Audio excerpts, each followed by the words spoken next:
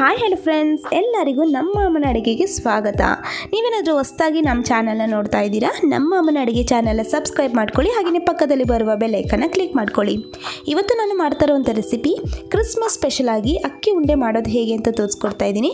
ಸಾಂಪ್ರದಾಯಿಕ ಸಿಹಿ ತಿಂಡಿ ಅಂತಲೇ ಹೇಳ್ಬೋದು ಫ್ರೆಂಡ್ಸ್. ತುಂಬಾ ರುಚಿಯಾಗಿರುತ್ತೆ, ಆಗಿನ ಆರೋಗ್ಯಕ್ಕೆ ತುಂಬಾ ಒಳ್ಳೆಯದು. ಬನ್ನಿ ಇವಾಗ ಅಕ್ಕಿ ಉಂಡೆ ಮಾಡೋದಕ್ಕೆ ಬೇಕಾಗಿರುವ ಇಂಗ್ರೀಡಿಯೆಂಟ್ಸ್ ನೋಡ್ಕೊಂಬರೋಣ. ಇಲ್ಲಿ ನಾನು 2 ಕಪ್ ಆಗೋಷ್ಟು ಕುಸುಬಲಕ್ಕಿನ ತೊಗೊಂಡಿದ್ದೀನಿ. ಇದು ಕ್ಲೀನಾಗಿ ವಾಶ್ ಮಾಡಿ 2-3 ಸತಿ ಈ ಥರ ಕಾಟನ್ ಬಟ್ಟೆದಲ್ಲಿ ಹಾಕಿ ಈ ಥರ ಡ್ರೈ ಮಾಡಿ ನಾನು ಎತ್ತಿಟ್ಕೊಂಡಿದ್ದೀನಿ. ಬೆಲ್ಲ ಬಂದು ನಾನಿಲ್ಲಿ 1 ಕಪ್ ಆಗೋಷ್ಟು ತೊಗೊಂಡಿದ್ದೀನಿ. ತೆಂಗಿನಕಾಯಿ ತುರಿ ಕೂಡ 1 ಕಪ್ ಆಗೋಷ್ಟು ತೆಗೆದಿಟ್ಕೊಂಡಿದ್ದೀನಿ. ಬಿಳಿ ಎಳ್ಳು 2 ಟೇಬಲ್ ಸ್ಪೂನ್ ತೊಗೊಂಡಿದ್ದೀನಿ. ಹಾಗೆಯೇ ಏಲಕ್ಕಿ ಪುಡಿ 1 ಟೀ ಸ್ಪೂನ್. ಮಾಡೋದು ಹೇಗೆ ಅಂತ ನೋಡೋಣ. ಮೊದಲು ಸ್ಟವ್ ಹಚ್ಚಿ ನಾನೊಂದು ಈ ಥರ ಕಡಾಯನ್ನು ಇಟ್ಕೊಂಡಿದ್ದೀನಿ. ಇವಾಗ ನಾನು ನೋಡಿ ಈ ಥರ ಅಕ್ಕಿನ ಹಾಕ್ಕೊಂಡು ಇದೇ ಥರನೇ ಫ್ರೈ ಮಾಡ್ಕೊತೀನಿ. ಅದು ಚೆನ್ನಾಗಿ ಫ್ರೈ ಆಗಿ ಚಟಪಟ ಅನ್ನಬೇಕು. ಹಾಗೆಯೇ ಅದು ತುಂಬ ಈ ಥರ ಉಬ್ಬುತ್ತೆ. ಈ ಥರ ಉಬ್ಬಿದಾಗ ಅದು ನಾವು ಎತ್ತಿಟ್ಕೋಬೇಕಾಗುತ್ತೆ. ನೋಡಿ ಇವಾಗ ಇದರ ಚಟಪಟ ಅನ್ನುತ್ತೆ, ಈ ಥರ ಸೌಂಡ್ ಬರುತ್ತೆ. ಅಲ್ಲಿವರೆಗೂ ನಾವು ಚೆನ್ನಾಗಿ ಫ್ರೈ ಮಾಡ್ಕೋಬೇಕು. ನೀವು ಕಡಾಯಿ ದೊಡ್ಡದಾಗಿದ್ದರೆ ಒಂದೇ ಸತಿ ಹಾಕಿ ಫ್ರೈ ಮಾಡ್ಕೋಬೋದು. ಚಿಕ್ಕದಾಗಿತ್ತು ಕಡಾಯಿ ಅಂತಂದರೆ ನೀವು ಸ್ವಲ್ಪ ಹಾಕ್ಕೊಂಡು ಫ್ರೈ ಮಾಡ್ಕೊಳ್ಳಿ, ಅವಾಗ ಇನ್ನೂ ಬೇಗ ಆಗುತ್ತೆ. ಇವಾಗ ನಾನು ಅದೇ ಕಡಾಯಿಗೆ ಬಿಳಿ ಎಳ್ಳನ್ನು ಹಾಕ್ಕೊಂಡು ಇದೇ ಥರನೇ ಫ್ರೈ ಮಾಡ್ಕೊತಾ ಇದ್ದೀನಿ. ಲೈಟಾಗಿ ಕಲರ್ ಚೇಂಜ್ ಆಗಿ ಇದು ಕೂಡ ಚಟಪಟ ಅಂದಮೇಲೆ ಸಪ್ರೇಟಾಗಿ ಎತ್ತಿಟ್ಕೊಳ್ಳಿ. ಇವಾಗ ನಾನು ತೆಂಗಿನಕಾಯಿ ತುರಿನೂ ಕೂಡ ಸ್ವಲ್ಪ ಫ್ರೈ ಮಾಡ್ಕೊತಾ ಇದ್ದೀನಿ. ಈ ಥರ ಫ್ರೈ ಮಾಡೋದ್ರಿಂದ ಚೆನ್ನಾಗಿರುತ್ತೆ ಮತ್ತು ಜಾಸ್ತಿ ದಿನ ಕೂಡ ನಾವು ಇದನ್ನು ಇಟ್ಕೊಂಡು ತಿನ್ಬೋದು. ನೋಡಿ ಇವಾಗ ಇದೆಲ್ಲ ಚೆನ್ನಾಗಿ ಈ ಥರ ಲೈಟ್ ಕಲರ್ ಚೇಂಜ್ ಆದಮೇಲೆ ಇದನ್ನು ಕೂಡ ನಾನು ಸಪ್ರೇಟಾಗಿ ಎತ್ತಿಟ್ಕೊಂಡಿದ್ದೀನಿ. ಇವಾಗ ಅದೇ ಕಡಾಯಿಗೆ ನಾನು ಬೆಲ್ಲನ ಹಾಕ್ಕೊತಾ ಇದ್ದೀನಿ. ಬೆಲ್ಲ 1 ಕಪ್ ಹಾಕ್ಕೊಂಡು 1/4 ಕಪ್ ಆಗೋಷ್ಟು ನೀರು ಹಾಕ್ಕೊಳ್ಳಿ. ನೀರು ಜಾಸ್ತಿನೂ ಹಾಕೋಕ್ಕೆ ಹೋಗ್ಬಿಡಿ, ಜಸ್ಟ್ ಬೆಲ್ಲ ಕರಗಬೇಕಷ್ಟೇ. ನೋಡಿ ಇದೇ ಥರನೇ ಬೆಲ್ಲ ಲೈಟಾಗಿ ಈ ಥರ ಕರಗಿದೆ. ಇವಾಗ ನೋಡಿ ಬೆಲ್ಲ ಇದೇ ಥರನೇ ಬಿಟ್ಟರೆ ಈ ಥರ ಕುದಿಯೋಕ್ಕೆ ಬರುತ್ತೆ. ಈ ಥರ ಕುದಿ ಒಂದು ಸ್ವಲ್ಪ ಅದು ಗಟ್ಟಿ ಆಗಬೇಕಷ್ಟು. ಇದು ಏನು ನೀರು ಕನ್ಸಿಸ್ಟೆನ್ಸಿ ಇದೆ, ಒಂದು ಸ್ವಲ್ಪ ಗಟ್ಟಿಯಾಗಕ್ಕೆ ಬಿಟ್ಟರೆ ಸಾಕಾಗುತ್ತೆ.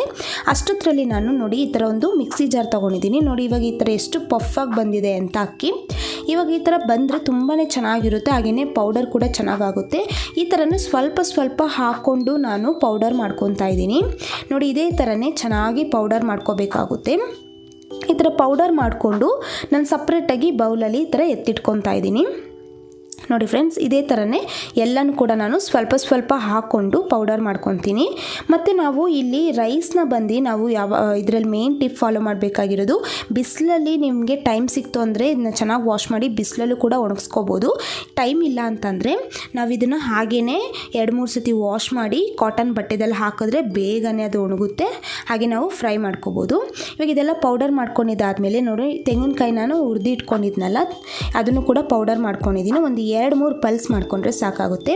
ಇವಾಗ ನಾನು ಒಂದು ಬೌಲ್ಗೆ ಅಕ್ಕಿನ ಪೌಡರ್ ಮಾಡಿ ಇಟ್ಕೊಂಡಿದ್ನಲ್ಲ ಅದು ಹಾಕ್ಕೊಂಡಿದ್ದೀನಿ. ಹಾಗೆಯೇ ತೆಂಗಿನಕಾಯಿನ ಪೌಡರ್ ಮಾಡಿ ಇಟ್ಕೊಂಡಿದ್ನಲ್ಲ ಅದನ್ನು ಹಾಕ್ಕೊಂಡಿದ್ದೀನಿ. ಮತ್ತು ಎಳ್ಳು ಹಾಗೆಯೇ ಏಲಕ್ಕಿ ಪುಡಿ ಇಷ್ಟು ಹಾಕ್ಕೊಂಡು ಚೆನ್ನಾಗಿ ಒಂದು ಸತಿ ಮಿಕ್ಸ್ ಮಾಡ್ಕೋಬೇಕಾಗುತ್ತೆ. ಇವಾಗ ನೋಡಿ ಬೆಲ್ಲನ ನಾನು ಪಾಕ ಮಾಡಿಕೊಂಡು ಹಾಗೆಯೇ ಅದನ್ನ ಫಿಲ್ಟ್ರ್ ಮಾಡಿ ಇಟ್ಕೊಂಡಿದ್ದೆ ಒಂದು ಬೌಲಲ್ಲಿ ಹಾಕ್ಕೊಂಡು. ಇವಾಗ ಅದನ್ನು ಕೂಡ ಸ್ವಲ್ಪ ಹಾಕ್ಕೊಂಡು ಕಲಿಸ್ಕೊತಾ ಇದ್ದೀನಿ. ನೀವು ಒಂದೇ ಸತಿ ಬೆಲ್ಲ ಪಾಕ ಏನು ಮಾಡಿರ್ತೀರ ಅದನ್ನ ಹಾಕೋಕ್ಕೆ ಹೋಗ್ಬಿಡಿ.